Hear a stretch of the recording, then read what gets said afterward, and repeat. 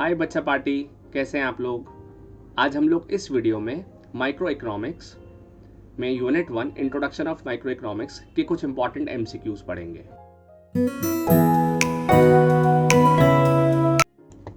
हाँ जी, तो आपको करना यही है कि एक पीस ऑफ पेपर ले लीजिए। ये जो एमसीक्यू हम लोग करेंगे आप इसके आंसर साथ साथ लिखते रहिए, ऑल्दो मैं भी इसके आंसर्स आपको बताता रहूँगा और फिर लास्ट में देखिए कि आपके कितने आंसर्स करेक्ट हैं। कुछ एमसीक्यूज के आंसर मैं नहीं दूंगा, जो मैं एक्सपेक्ट करूंगा कि आप लोग कमेंट में मुझे बताएं। ठीक है, तो शुरू करते हैं। पहला MCQ, in a free capitalist economy central problem are solve by. तो जो इकोनॉमी कैपिटलिस्ट होती हैं वहाँ पर सेंट्रल प्रॉब्लम्स को कैसे सॉल्व किया जाता है? क्या गवर्नमेंट उनको सॉल्व करती है, बिग कैपिटलिस्ट सॉल्व करते हैं, प्लानिंग कमीशन सॉल्व करता है, या प्राइस मैकेनिज्म्स के थ्रू ये सॉल्व होती हैं? ठीक है, तो आई गेस आपने अपना आंसर लिख लिया होगा। तो इसका जो सही आंसर है that is price mechanism. In the next MCQ, central problem are the same in all the countries, hence their solution is also same in all types of economies, but their solution is different in different types of economies, yet all countries can not solve them, yet nothing can be said about this या their situations. So इसका right answer जो है that is but their situation is different in different types of economies. मतलब देखो, central problem की जो situation है वो डिफरेंट होती है डिफरेंट नेशंस में। Third MCQ is, what will be the shape of PPC यानी production possibility curve when MOC marginal opportunity cost is constant. जब एमओसी कांस्टेंट हो तो पीपीसी कर्व की क्या शेप बनती है? कॉन्वेक्स, कॉनकेव, बैकवर्ड बेंडिंग या स्ट्रेट? ठीक है, so the right answer is straight. ये स्ट्रेट रहता है, right. Next question is, the word economics is most closely connected to the word scarcity, scarcity का opposite unlimited, restricted, free. So the right answer is a, that is scarcity. Economics में basically हम लोग पढ़ते हैं वो scarcity के बारे में ही पढ़ते हैं, मतलब it deals with scarcity. Income and employment theory is a part of micro economics, macro economics, both, none of the above. यहाँ हम बात कर रहे हैं इनकम की और एम्प्लॉयमेंट की, तो ये किसका पार्ट है, माइक्रो का या मैक्रो का?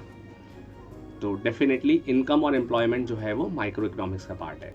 विच of these is related to micro economics? Inflation in the economy, unemployment problem, national income, income from postal department. So here you have to find out कि which is related to microeconomics. Inflation in the economy definitely जो है वो microeconomics का part नहीं है, ये macro का part है। Unemployment problem macroeconomic का part है। National income that is also a part of microeconomics. The right answer is income from postal department. Microeconomics is concerned with consumer behavior, product pricing, factor pricing, all of this. Micro economics is concern with consumer के behaviour पे concern होती है, product pricing पर होती है, factor pricing पर होती है, ऑल ऑफ दीज। देखो, आपको अगर आपने माइक्रो इकोनॉमिक्स पढ़ा है तो चैप्टर के नाम भी कुछ कुछ ऐसे रिलेटेड है, तो उसका आंसर आपको समझ में आ ही रहा होगा। The right answer of this question is D. Which of the following is the example of macro economics? Macro economics का क्या पार्ट है? देखो, एक मैक्रो इकोनॉमिक्स भी हमें समझ में आना चाहिए, तभी हम माइक्रो के आंसर ठीक कर पाएंगे। Problem of unemployment in India, rising price level in the country, increase in disparities in the income, all of the above. अभी आपने पिछले एमसीक्यू में एक ऐसा क्वेश्चन था माइक्रो इकोनॉमिक्स से रिलेटेड, तो मैंने आपको बताया भी था। तो यहाँ पर देखिए, तो इसका राइट आंसर है दैट इज डी। ठीक है, तो मैक्रो इकोनॉमिक्स इन सबसे डील करता है।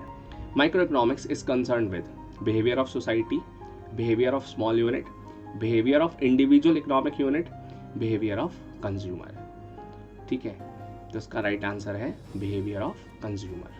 Which of the following is the branch of micro economics?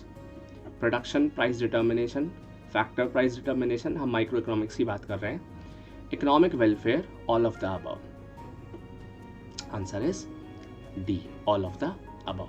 तीनों इसकी ब्रांचेस है। The word micro was first used by Marshall, Boulding, Keynes and Regner Frisch.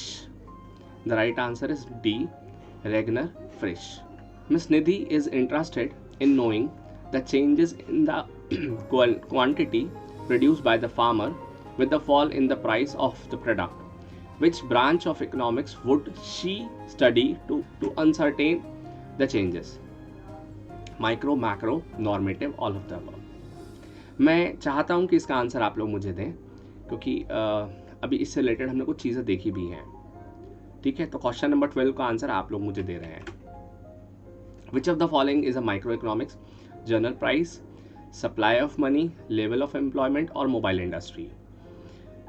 इसका आंसर है that D, that is mobile industry.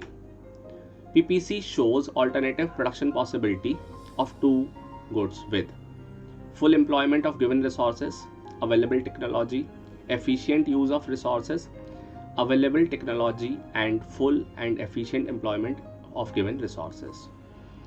इसका answer मैं assume करूंगा कि आप मुझे देने वाले हैं. ठीक है, तो 14 का और 12 का आंसर आप मुझे देंगे. Last 15th question. A point below PP curve indicates. PP curve यानी प्रोडक्शन पॉसिबिलिटी कर्व अगर पॉइंट बिलो है, मतलब उसके जो पॉइंट बिलोज हैं वो क्या इंडिकेट करते हैं? Under utilization of resource, growth of resource, full employment of resource, none of the above. हम यहाँ बात कर रहे हैं पॉइंट बिलो की, तो इसका जो सही आंसर है that is under utilization of resource. हाँ जी, तो जैसे आप सब जानते हैं कि अभी तक मैं बिजनेस स्टडीज़ की वीडियो बना रहा था, तो ये मेरी फर्स्ट वीडियो है इकोनॉमिक्स की. आपको ये वीडियो कैसी लगी, मेरा ये इनिशिएटिव कैसा लगा, आप मुझे कमेंट बॉक्स में बताइए, ताकि मुझे एनकरेजमेंट मिले और मुझे पता चले कि मुझे फर्दर इकोनॉमिक्स की और वीडियो बनानी चाहिए या नहीं. मुझे आपके कमेंट्स का इंतज़ार रहेगा. Thank you.